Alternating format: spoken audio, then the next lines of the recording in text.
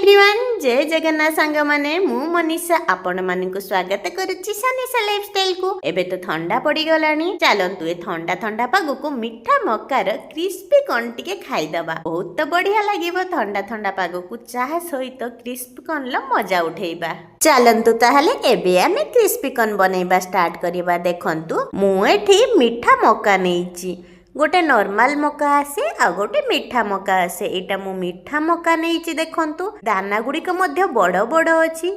आमर crispy corn बहुत भल हबो आ पूरा सॉफ्ट अछि।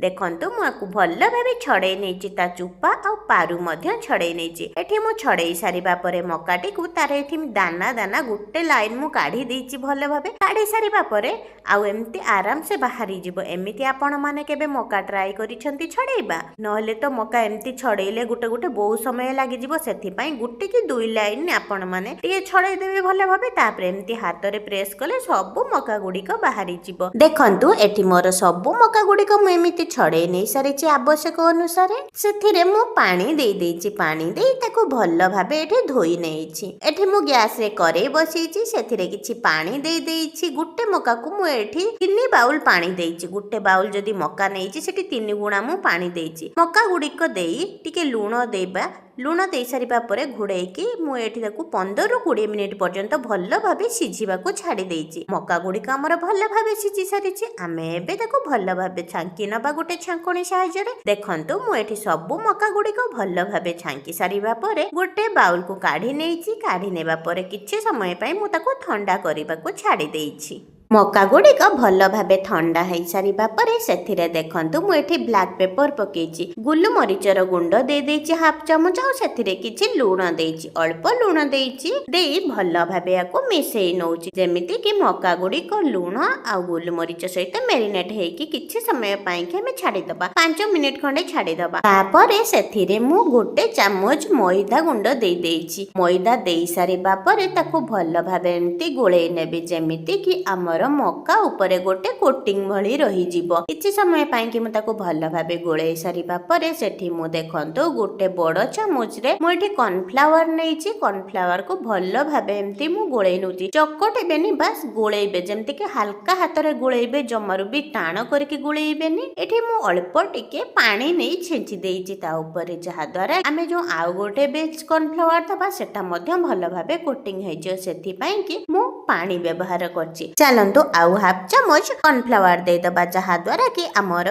कॉर्न टी आउ टिके अधिक क्रिस्पी हबो। एठी कॉर्न गुडी को मु भल भाबे मिसै दोछि। देखंतु मु केमिति मिसौछि, आपण माने चाहिले चामच सहायता रे मध्य करि परिबे। एबे हमर कॉर्न गुडी को साइड रे रखिबा। क्रिस्पी कॉर्न पई वेजिटेबल्स हमर जहा भी दरकार मु एठी देखंतु नै जाइछि। एठी मु कैप्सिकम नेइछि, गाजर नेइछि, धनिया पत्र नेइछि, ता सहित गोटे पियाज नेइछि। एठी मु फाळे कैप्सिकम को भल भाबे देखंतु एमिति छोट छोट करी काटी नेइछि। जदि आपण माने चाहिबे बड़ मध्य करि परिबे। मु एठी छोट करिछि जहा द्वारा कि क्रिस्पी कॉर्न रे खाइबा को भल लागिबो। एठी हमर धनिया को मध्य छोट छोट करी मु भल भाबे काटी नेइछि। सेमिति गाजर को मध्य एम्ति छोट छोट करी मु भल भाबे काटी नेइछि। सरू सरू करिके देखंतु मु एम्ति करी गाजर गुडी को मध्य भल भाले काटी नउछि।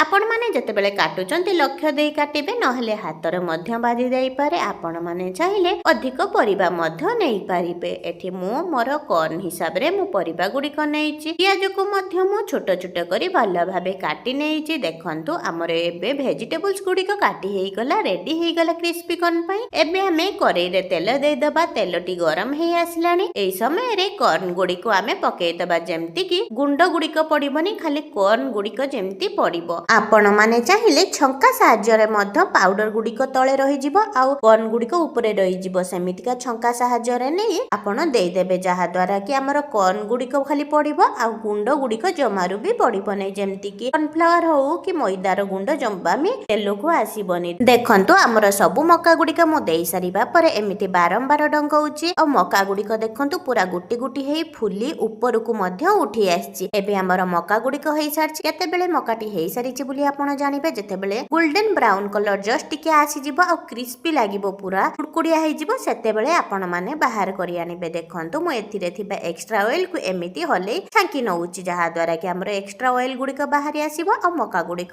ଭଲସେ ବାହାରି ଯିବ। ଦେଖନ୍ତୁ ମୁଁ ଏଠି ମକାକୁ ଛାଣି ସାରିବା ପରେ ଏଠି ମୁଁ ଗୋଟେ ଜାଗାରେ ବାହାର କରି ନଉଛି। ଏଇ ସମୟରେ ଆମେ ଗ୍ୟାସ ରେ କରେଇ ବସେଇ ନବା। କରେଇଟି ଗରମ ହେଇ ସାରିବା ପରେ ଅଳ୍ପ ଟିକେ ତେଲ ଦେଇଛି ମୁଁ। ତେଲଟି ଭଲ ଭାବେ ଗରମ ହେଇ ସାରିବା ପରେ କାଟି ରଖିଥିବା ରସୁଣ ଆଉ ଅଦାକୁ ଦେଇ ଭଲ ଭାବେ ଟିକେ ଭାଜି ନବା। ବେଶୀ ଭାଜିବେନି, ଜଷ୍ଟ ଟିକେ ଭାଜି ସାରିବା ପରେ ସେଥିରେ ଯୋଉ ମୁଁ କାଟି ରଖିଥିଲି ଭେଜିଟେବୁଲ୍ସ ଗୁଡିକ ଯେମିତି କି ଆମର ଗାଜର, କ୍ୟାପ୍ସିକମ, ପିଆଜ ଏସବୁକୁ ଆମେ ଦେଇ ସାରିବା ପରେ ତାକୁ ଟିକେ ମୁଁ ଏଠି ଦେଖନ୍ତୁ ହାଲକା ଭାଜୁଛି, ବେଶୀ ଭାଜିବେନି, ଟିକେ କ୍ରଞ୍ଚିନେସ ଯେମିତି ଆସିବ ସେମିତି କଞ୍ଚାଳିଆ ଟିକେ ରହିବ। ହାଲକା ଟିକେ ଭାଜି ସାରିବା ପରେ ସେଥିରେ ମୁଁ ଦେଇଛି ଗୋଲମରିଚର ଗୁଣ୍ଡ। ଦେଇ ସାରିବା ପରେ ଟିକେ ଭଲ ଭାବେ ଗୋଳେଇ ନେଲି। ସେଥିରେ ମୁଁ ଦେଇଛି ଭିନେଗାର ଦେଇ ଭଲ ଭାବେ ଦେଖନ୍ତୁ ମୁଁ ଏଠି ଗୋଳେଇ ନେଇଛି। କିଛି ସମୟ ଭଲ ଭାବେ ଗୋଳେଇ ସାରିବା ପରେ ଏଠି ମୁଁ ଦେଇଛି କର୍ନ ଗୁଡିକ ଯୋଉ ଆମେ ରଖିଥିଲୁ ସେଇ କର୍ନ ଗୁଡିକ ଦେଇ ଭଲ ଭାବେ ଗୋଳେଇ ନେବେ। ଆପଣ ମାନେ ଯଦି ଚାହିଁବେ ଏଥିରେ ସୋୟା ସସ୍ ମଧ୍ୟ ୟୁଜ କରିପାରିବେ। ଆମେ ଏଠି ଲୁଣ ୟୁଜ କରିବା ପୂର୍ବରୁ ଆପଣ ମାନେ ମନେ ରଖିବେ ଆମେ ସିଝେଇଲା ବେଳେ ଲୁଣ ଦେଇଛୁ, ତାପରେ କର୍ନଫ୍ଲାୱାର ଯେତେବେଳେ ଗୋଳେଇଥିଲୁ ସେତେବେଳେ ମଧ୍ୟ ଲୁଣ ଦେଇଥିଲୁ। ଆପଣ ମାନେ ଆପଣଙ୍କ ସ୍ୱାଦ ହିସାବରେ ଆପଣ ଲୁଣ ୟୁଜ କରିବେ।